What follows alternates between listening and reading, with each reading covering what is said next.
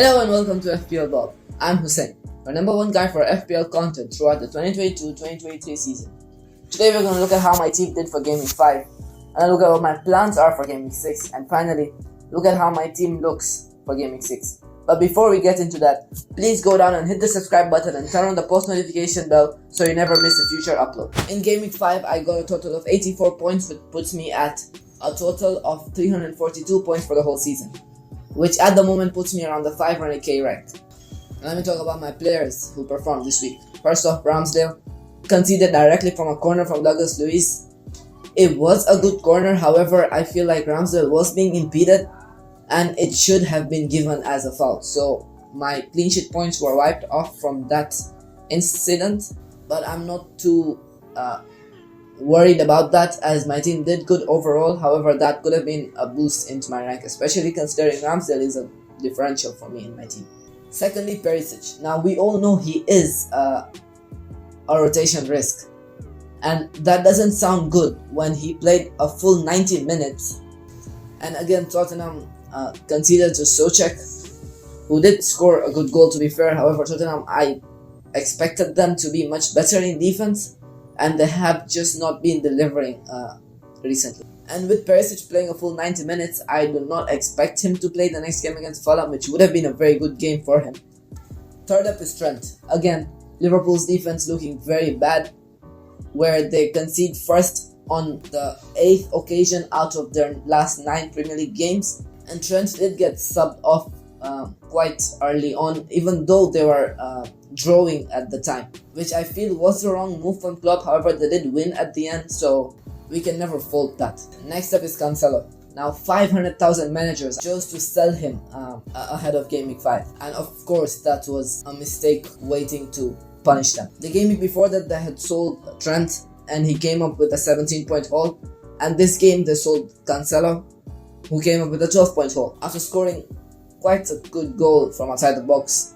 And I think he is competing with Trent like for everything that Trent does, he wants to do as well.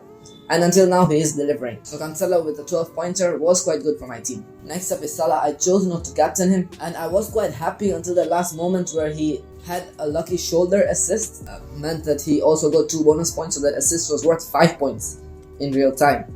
And that really affected my rank in the mini leagues, as there was now only a 7-point difference between the captainers of Haaland and captainers of Salah, while originally there was a 12-point difference, which is much more.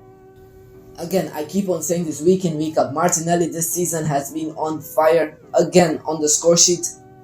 It was just after the goal that Arsenal conceded, so maybe I can't fault that from Ramsdale's side.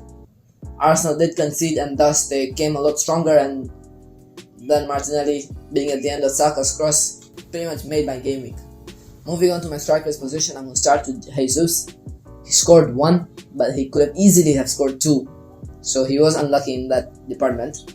And finally finishing off with Haaland. Again, back-to-back hat-tricks, making Aguero's name proud. Has the record now for the most goals scored in the first 5 game weeks of the Premier League with 9 goals.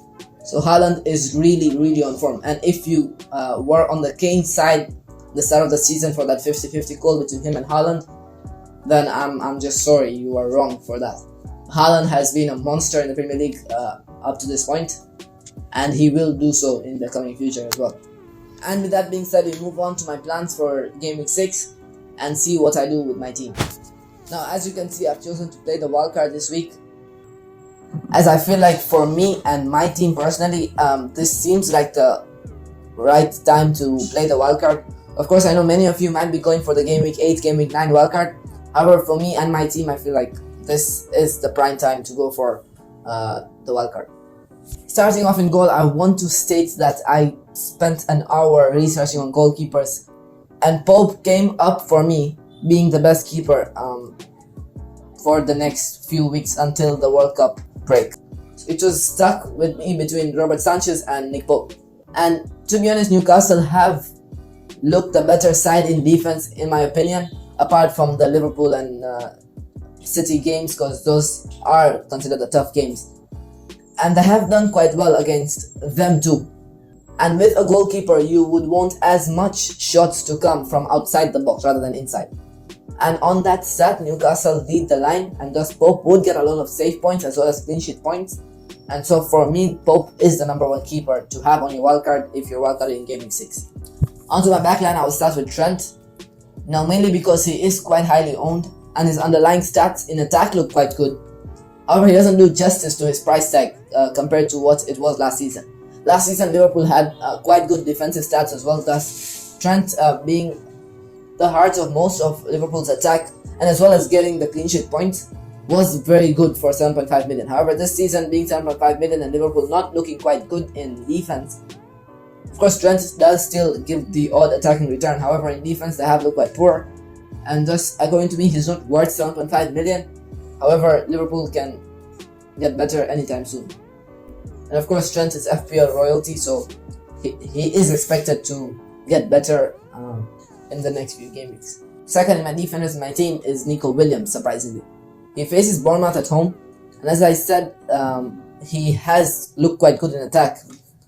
Averages an expected goal involvement of 0.2 per 90 minutes, which is at the top with the likes of Trent and Reece James. And facing a Bournemouth side, this could really be the chance that he is waiting for, and he could get an attacking return or two, and if he's lucky, probably get a clean sheet, as Bournemouth have looked pathetic in attack. So Nico Williams was my second pick. Third is John Stones. Now I picked him over Cancelo, as I feel like Cancelo, again, just like Trent, he is not worth the 7 million price tag. His attacking stats haven't looked as good as last season. He does give the defensive cover though, and he is the most nailed in the City side. However, the lack of attacking threat now this season looks like he wouldn't get 7 million from my bank invested in him. Secondly, I chose him over Diaz as well because of his current form. Up to the international break after game week 8, I do feel like Stones would be the better option and the more nailed one, as Stones has been on form and he does look like a more threat from corners and set pieces, so that's why I went for Stones over Diaz. Lastly, in my defensive slot is Reece James. As pictured in training a couple of days ago, he does look like he is back from illness and he would be playing the next game. And with Fofana coming in, it looks like Reece James will be shifted back into his favorite right wing back position, where he does cause the most damage in my opinion. And playing against a West Ham side who haven't looked the best in defense, I feel like Reece James could really punish. Now onto the midfield. It might be a controversial one, but I went for Salah once again. You guys might be saying I wildcarded, but I still keep Salah, and that just comes down to one reason and one reason only. I tried to make a no Salah draft, however I failed to put a captain on anyone who I was trusty enough.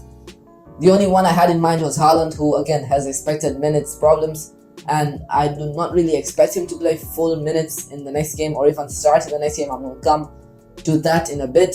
So yeah, I had to change my whole team structure just to fit in Salah so that I have the safe captaincy pick. I am planning to get rid of him though in the next few weeks for another Liverpool asset who I will come to in a bit. So Salah is not a permanent stay in my team, however he will be for the next few game weeks. Second, my midfielder slot is Zaha.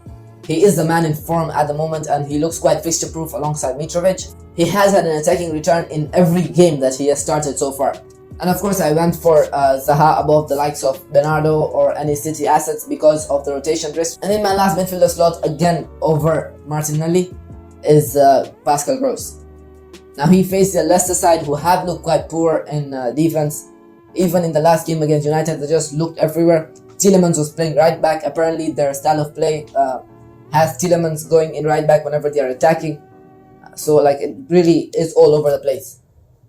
With the new player Face coming in though, Face, Faust, whatever his name is, I really don't know how much of an impact he will have in the Leicester side. However, for now I am trusting Brighton to break down Leicester's defense. Moving on to my strikers position. First off, of course, I have to start with him, Erling Haaland.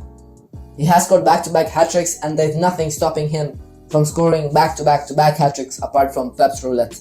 He looks like the best option in FPL right now, but he looks very likely to rest this game week considering there is a UCL game the coming Tuesday against Sevilla. So I would probably expect him to get rested against Villa. However, with Pep, you never know. According to me, it's a 50-50 call, as Haaland has looked quite good, and I think he would be wanting to continue his hat-trick form, and so he might also start. However, do not take my word for that.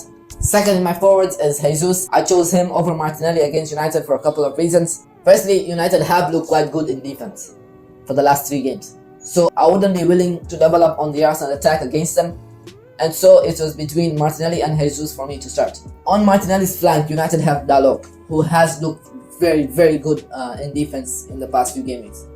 So I feel like Martinelli would be a less of a threat compared to Jesus, because he would be quite tightly marked by Diogo Dalot, who has looked in very good form. So I wouldn't expect Martinelli to do a lot against him. However, I might be wrong on this decision, but I went for Jesus over Martinelli. And in my last attacking spot is Isaac. He looked very good for Newcastle against Liverpool in the previous game. He scored 2 goals, one of them being an offside, unluckily, but he did look quite good for the Newcastle attack. And so early on into the season, he looks like a differential, so I would be willing to hop on the Isaac hype train before everyone else does. And with Wilson injured, it seems like he would start again for Newcastle as their main striker. And for now, the captaincy goes to Mohamed Salah. As I said, he, for me, at the moment is the safer pick against Everton, who he has looked quite good against. But this captaincy option might change depending on whether I get the news that Haaland starts or not. So with that being said, this is my wildcard team and my team for the next game week. Of course, there may be a few changes here and there. I will keep you updated on that. And with that being said, guys, this is the end of the video. If you like it, please go down and drop a like and hit the subscribe button and share it with your friends. And until next time, peace.